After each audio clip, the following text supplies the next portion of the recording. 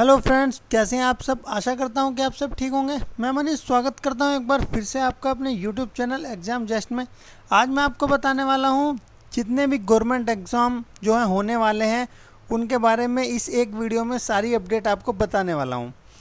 और आपको ये भी बताने वाला हूं कि इस टाइम में आप कैसे प्रिपरेशन कर सकते हैं, क्योंकि ये मेरा भी एक्सपीरियंस है। मैंने प्रैक्टिकली अपने ऊपर ये चीज़ें यूज़ की हैं और 2 बार मैंने एनडीए का, 1 बार सीडीएस का और 2 बार एसएससी सीपीओ का और भी आरआरबी जेई का और टीएसएसबी का, ये सब जो है एग्ज़ाम मैंने क्लियर किए हैं। तो ये जो मेरी ये रणनीति है ये मैं आपके साथ शेयर करना चाहता हूँ। तो चलिए वीडियो शुरू करते हैं कि कैसे आप एग्ज़ाम को क्लियर कर सकते हैं। आज मैं इस वीडियो में आपको सारे जितने भी एग्ज़ाम अभी तक होने हैं जो पोस्टपोन हो चुके थे उन सब के बारे में अगर मैं आपसे बोलूं तो ये कहना गलत नहीं होगा कि जो एग्ज़ाम के नोटिफिकेशन या एडमिट कार्ड आने जारी या एडमिट कार्ड जो रिलीज़ होंगे वो जुलाई तक ही आपके एडमिट कार्ड आ सकते हैं। उससे पहले आपके अगर एग्ज़ाम होंगे तो बहुत मुश्किल है, क्योंकि अभी कोविड का जो इफ़ेक्ट है वो ऑल स्टेट में, सारे स्टेट में अभी तक कम नहीं हुआ है। अगर हम दिल्ली की बात करते हैं तो दिल्ली में भी अभी जो रिकवरी रेट है काफ़ी अच्छी है और जो केस है वो बहुत कम है। तो इसलिए मैं आप अपनी स्टडी पर फोकस करते रहिए, क्योंकि ये टाइम आपके लिए बहुत क्रूशियल है। क्योंकि इसके अंदर ही आपके रेलवे के एग्ज़ाम होने हैं। रेलवे के एग्ज़ाम एनटीपीसी का अगर एग्ज़ाम आपने दिया है तो वो भी होना है और ग्रुप डी का एग्ज़ाम भी आपका होना है। अगर आपका एनटीपीसी का एग्ज़ाम अभी तक नहीं हुआ है तो 7th फेज़ में वो भी आपका जुलाई तक ही हो पाएगा। और अगर मैं इसमें बात करता हूँ एसएससी की, तो एसएससी का जो एग्ज़ाम है वो भी आपका जुलाई तक ही जो है उसकी भी अपडेट आपको मिल पाएगी। एसएससी के अंदर भी आपका सीजीएल है, एमटीएस है, जो और भी एग्ज़ाम है वो सब जुलाई तक ही होंगे। टीएसएसबी का जो एग्ज़ाम कंडक्ट कराने का शेड्यूल है वो हो सकता है कि जुलाई से 1 वीक पहले भी हो सकता है और जुलाई के अंदर भी हो सकता है। तो ये कुछ कहा नहीं जा सकता, क्योंकि दिल्ली के अंदर जो हैं अभी कोरोना के जो कैंडिडेट हैं, जो पेशेंट हैं वो बहुत ही कम है।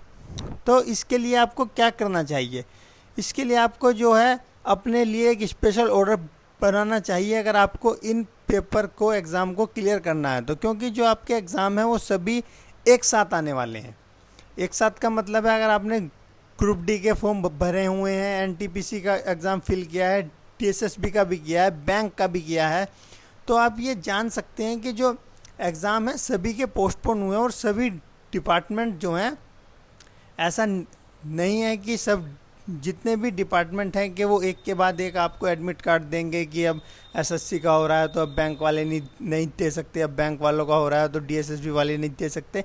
ऐसा नहीं है, क्योंकि उनको भी अपने जो रिक्रूटमेंट है वो कंप्लीट करना है और जो नेक्स्ट रिक्रूटमेंट है उसके लिए नोटिफिकेशन जारी करना है। तो ऐसा नहीं है कि आप अगर ये सोचें कि आपके एग्ज़ाम के लिए आपको टाइम मिलेगा, तो मैं आपको पहले ही बता दूं कि आपको टाइम नहीं मिलेगा। बिल्कुल भी आपको टाइम नहीं मिलेगा एग्ज़ाम के लिए। एक के बाद एक आपके एग्ज़ाम होंगे, चाहे वो एसएससी हो, चाहे वो रेलवे हो, चाहे वो डीएसएसबी हो, चाहे वो बैंक हो, कोई भी आपका डिपार्टमेंट हो, आपको उसके लिए टाइम नहीं मिलेगा। तो मैं आपको बताता हूँ कि आपको स्ट्रेटजी क्या फॉलो करनी चाहिए इन दिनों के अंदर, क्योंकि अभी एग्ज़ाम के बारे में कोई इम्पोर्टेंट अपडेट है नहीं। इसलिए मैं आपको अपनी स्ट्रेटजी के बारे में थोड़ा बताता हूँ और आपको उसके लिए गाइड करता हूँ कि आप पेपर क्लियर कैसे कर सकते हैं। अगर आपको किसी भी एग्ज़ाम को क्लियर करना है तो आपके पास सबसे पहले उसके लिए एक स्पेशल ऑर्डर निश्चय होना चाहिए कि मुझे इस एग्ज़ाम को क्लियर करना है। किस तरीके से करना है ये बाद की बात है, लेकिन सबसे पहले आपको ये एम होना चाहिए कि मुझे ये नौकरी या ये एग्ज़ाम जो है क्लियर करना है। उसके लिए आपको अपने लिए एक स्पेशल ऑर्डर तैयार करना पड़ेगा कि मुझे इस टाइम पढ़ना है, इस टाइम सोना है, इस टाइम खेलना है, इस टाइम ये करना है, इस टाइम वो करना है। जब तक आप ये स्पेशल ऑर्डर अपने लिए नहीं बनाएंगे आप किसी भी एग्ज़ाम को क्लियर नहीं कर सकते।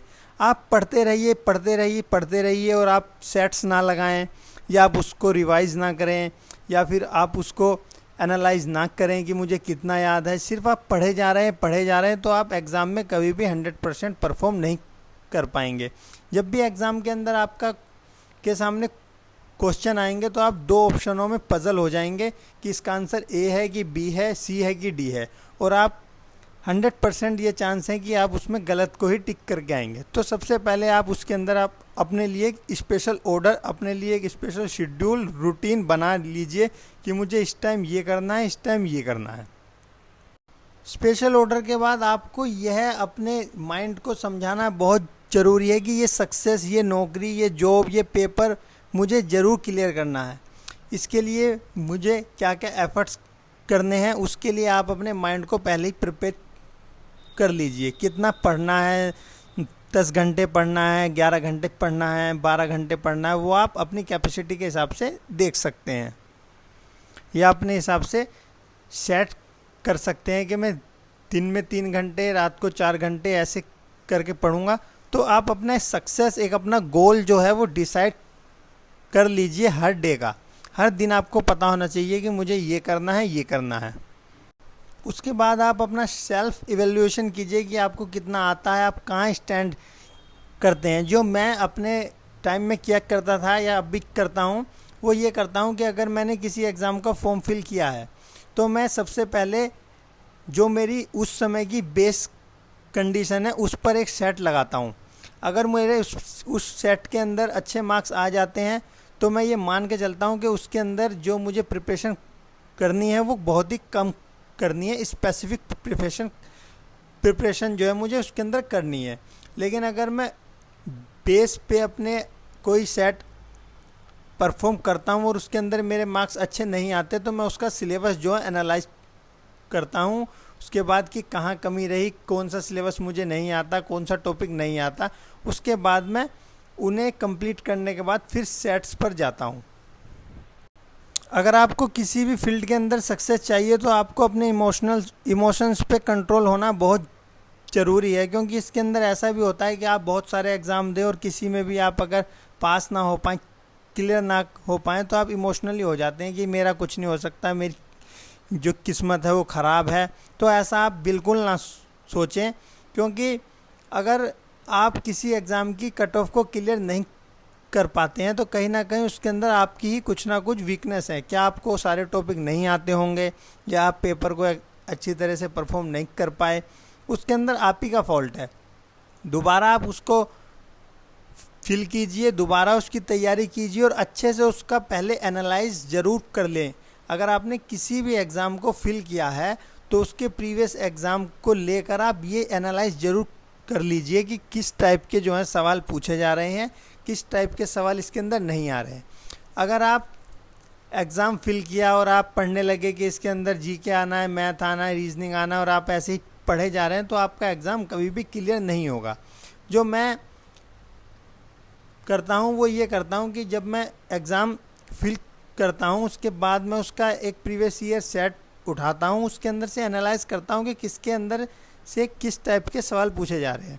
अगर मैं जीके की बात करता हूँ तो उसके अंदर स्टैटिक जीके ज़्यादा है, रिवर के बारे में सवाल उसके अंदर आ सकते हैं। तो मैं ये एनालाइज करता हूँ और फिर उसके अंदर से मुझे ये पता चलता है कि जो एग्ज़ाम का लेवल है वो किस टाइप का आया था पिछली बार और अब जो है जो एग्ज़ाम का लेवल है वो थोड़ा सा अप होगा। तो उससे फिर मैं अपनी एग्ज़ाम की प्रिपरेशन स्टार्ट करना शुरू करता हूँ और मुझे रिजल्ट मिलते हैं। तो आप भी अगर मेरी इस स्ट्रेटजी पर काम करेंगे और उसे फॉलो करेंगे तो डेफिनेटली आपको 100% इसके अंदर आपको रिज़ल्ट मिलेंगे और मिलते रहेंगे। अगर आपको वीडियो अच्छी लगी है तो चैनल को लाइक, शेयर और सब्सक्राइब करना ना भूलें। Thank you.